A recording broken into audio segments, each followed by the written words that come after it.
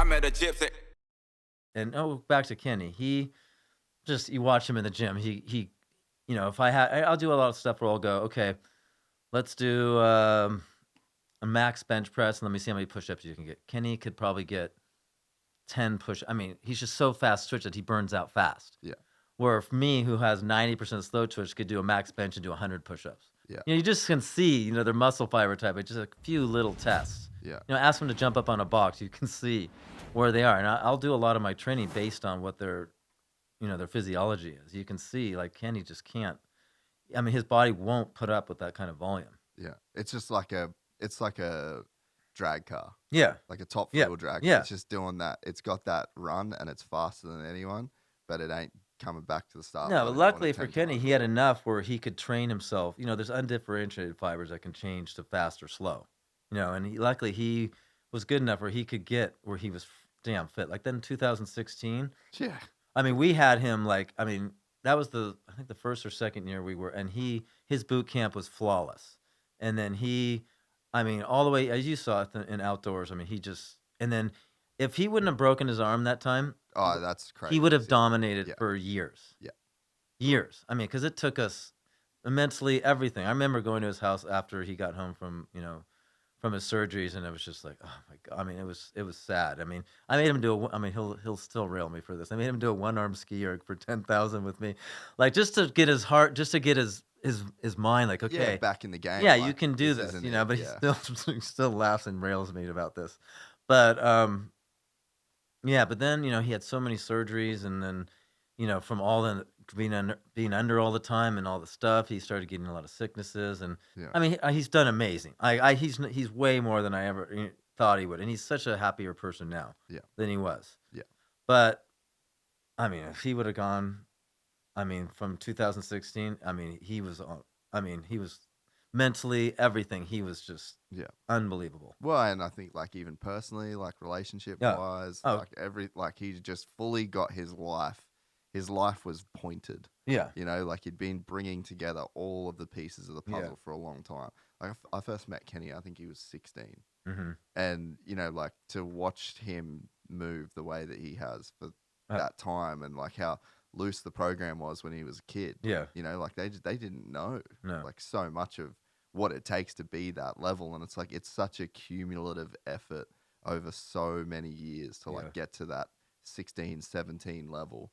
And then to have it ripped away in that fashion, I mean, the fact that he even came back from that, I don't know. Even though he probably would have dominated for 5. I mean, a lot of good has come out of that. I see he's a different person now. Mm-hmm. He's so happy, and he's so fun to be around, and so much more happy to see other people do well. I mean, he was like me. He was like when I was young.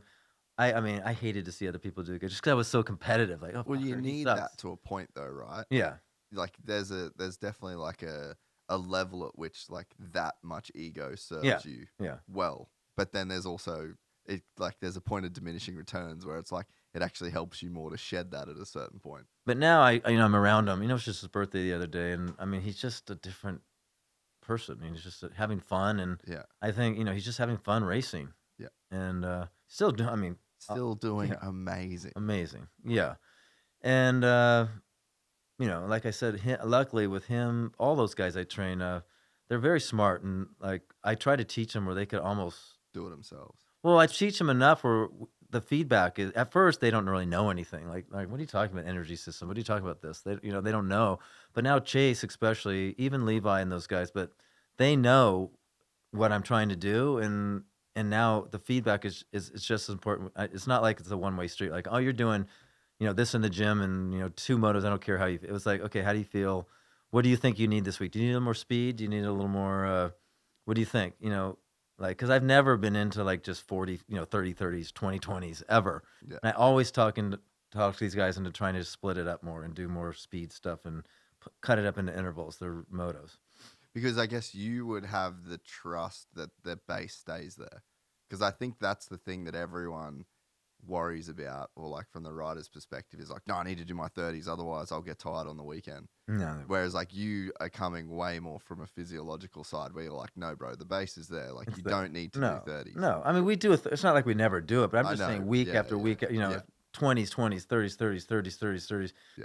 No, like It's like you can do a week of just working on sprints or working on yeah, and then like do one moto, or two, and they're doing two on the weekends, during outdoors. It's it's a lot. so yeah, and so and during like for instance for like Levi on the off and Tom on their off weeks they had two or three because they're West Coast East Coast. Sometimes they had 4 weeks. We'd put in some gnarly long stuff during those first 2 weeks of their off week. Like okay, go do outdoors and do 230s twice a week. That puts in that we have like a mini boot Yeah. camp. The Yeah. 450 guys don't get that option. Yeah. Which is unfortunate. But the 450, the 250 guys get a good little boot camp in between usually. Yeah. Because they each had like 4 or 5 weeks off, at different times. Yeah. So we put in a lot of outdoor stuff, longer stuff during that period. Just this past couple weeks or month. Yeah. And so when we go back to Kenny, like talking about Mhm. like on the bike, like what stuff do you see on the bike where you're like, oh, that's a fast twitch? Oh, thing? just the way he comes out of corner, just how twitchy he is on the bike. Yeah. And you can see it running. I'll take him running, and his sprint speed and his all-out speed on like the assault bike. I'll test them on a 6-second sprint, and I can see what their wattage is, exactly where their muscle fire is. Yeah. You get someone, like someone that's slow twitch. I'm not gonna mention any names, but they'll get like 800 watts. Let's say me. Yeah, no, 800 watts, or like me, I can barely get 1100 or 1200, and where Chase gets on there and gets 2000, or Kenny would probably get 2300. So it's pretty easy. I mean, if you have the eye, it's pretty easy Yeah. to see, and then they're not going to be able to put in that kind of volume. There's no way. Yeah. I mean, like Lance could jump like an inch. Like, I mean, he was way slow twitch. He could just go forever at a certain, Yeah. threat. I mean, he was like 450 watts for 30 minutes sometimes, on a test before the tour. Like 7 watts per kilogram, threshold pace. So, I mean, that's just wild. Yeah. Like huge numbers. Oh, no, like most people are like 5 or 4. That's like your weight divided by the, Yeah. how much wattage your wattage is divided by your weight, and it gives Yeah. you a number. Yeah. Most people, we tried to get our aerobic, at like over 3 watts per kilogram. That'd be like holding on our exercise bike like 250 watts, for an hour at, for me that'd be like 120 heart rate, Yeah. which is still that's a lot of power.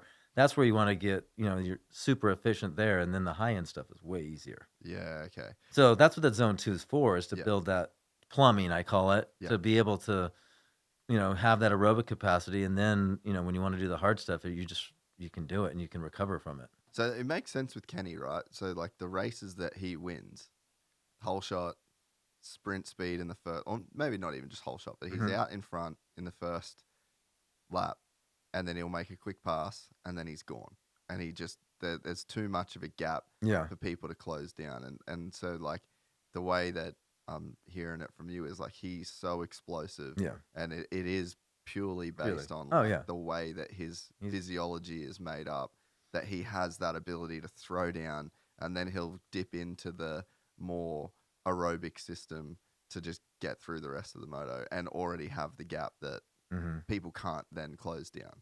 Yeah, agree. But I think like during 2016 in that area, we were able to train like very high volume and for Yeah. Kenny. Yeah.